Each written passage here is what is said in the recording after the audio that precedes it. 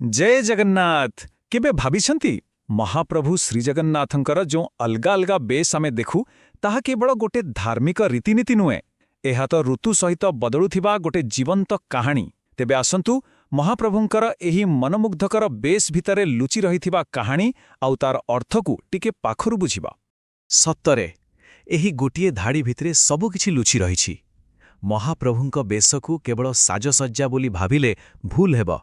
एइटा हेउछि भगवान आउ भक्त भितरे थिबा से गभीर संपर्कर प्रतीक। आउ जानिछंती प्रतिटी बेस पछरे गोटे भाव थाए, गोटे कहानी थाए, आउ गोटे स्वतंत्र संपर्कर कथा थाए। टिक्के भाबंतु तो वर्षक 12 मासरे प्राय 32 प्रकारर मुख्य बेस ए संख्याटा ही कहि दउछि ए परंपरा केते गभीर आउ केते विविध। आउ मजा कथा हेउछि प्रतिटी बेसर गोटे निर्दिष्ट समय अछि, गोटे कारण अछि आउ ता सह जोड़ी होई रहिछि गोटे सुंदर कहानी। ताहले आउ डेरी काहींकी आसंतु आमे समस्ते मिसी वर्षर अलगा अलगा ऋतु देई एक यात्रा आरंभ करिबा आउ देखिबा महाप्रभु केमिति भिन्न भिन्न रूपरे एही दिव्य बंधनकु पालन करुछंती। तेबे आम यात्रार प्रथम पर्व हेउछि ग्रीष्म ऋतुर पवित्र बेश। आसंतु देखिबा ए प्रचंड खरा आउ गरमरे महाप्रभुंक बेश केमिति ऋतु सहित निजकु जोड़ी थाए।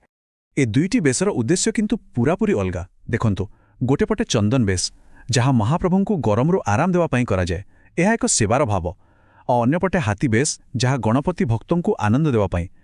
एइटा पुणी भक्त और भगवानकु भितरे थिबा स्नेहर बंधनकु देखाए। केते सुंदर भाव नुहे। एबे आसंतु सेही बेस विषय कथा हेबा जहाकु देखिबा पई वर्ष सारा समस्ते अपेक्षा करिथांती। सतरे एहा वर्षर सबुठु बड़ आकर्षण, एक अविश्वसनीय सुवर्ण दृश्य। किंतु केउ बेस सेटा जहाकु देखिबा पई लक्ष लक्ष भक्तंकर भिड़ जमे, जेउथिरे महाप्रभु एक दिव्य सुवर्ण रूपरे दर्शन दियंती। किछि अंदाज? गोटे एमिति दृश्य जहाकु वर्णना करिबा पई शब्द कम पड़िजिब। अपूर्व आउ संपूर्ण सुवर्णमय। हाँ, एहा हेउछि आम समस्तंकर प्रिय सुनाबेश बा राजराजेश्वर बेश।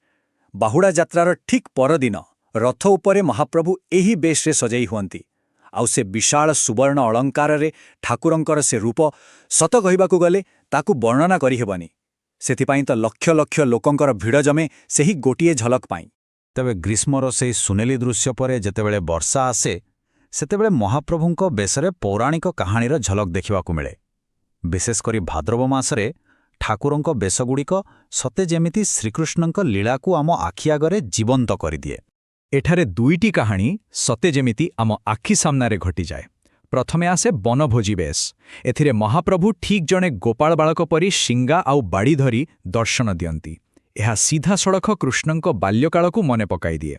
आउ तापरे कालिय दळन बेस। एथिरे से कालिय नागकु दमन करुथिबार दृश्य देखिले लागिब सते जेमिति गोटे पूरा कहानी आम सामनारे चलीछि।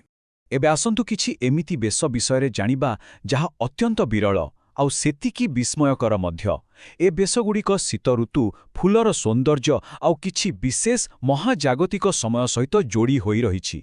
एहा हेउछि नागार्जुन बेस। एते दुर्लभ जे एहा दशंती दशंतीरे थरे देखिबाकु मिले। काईकि जानती? कारण एही बेस केवल सेतेबेले हुए जेतेबेले कार्तिक मासर पंचुक 5 दिन न हुई 6 दिन पड़े। आउ एही योद्धा बेसरे महाप्रभु विभिन्न अस्त्रशस्त्र धारण करिथांती। सत्तरे एही बेसर दर्शन पाइबा बहुत बड़ सौभाग्यर कथा। आउ दुईटी सुंदर बेश कथा भी कहिबा। गोटे हेला घोड़ लागी बेस। एटा पूरापूरी गोटे व्यवहारिक बेस। शीत दिने ठाकुरंकु थंडारू बंचेइबा पाई गरम आउ मोटा पोशाक लागी करा जाए। आउ अन्यटी हेउछि पद्म बेस। आह कि सुंदर दृश्य! माघ मासरे पूरा रत्न सिंहासन पद्मफुलरे सजेई होई जाए, जहा एक अपूर्व सौंदर्य सृष्टि करे। तेबे एसबुरु गोटे कथा स्पष्ट होई जाउछि जे महाप्रभुंक प्रतिटी बेस सहित प्रतिटी ऋतुरे गोटे ना गोटे कहानी आ गोटे अतुट संपर्क जोड़ी होई रहिछि।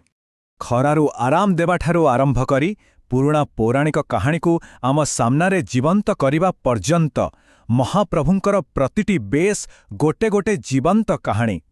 एहा खाली पोशाक नुहे, एहा होछि भावर एक प्रकाश।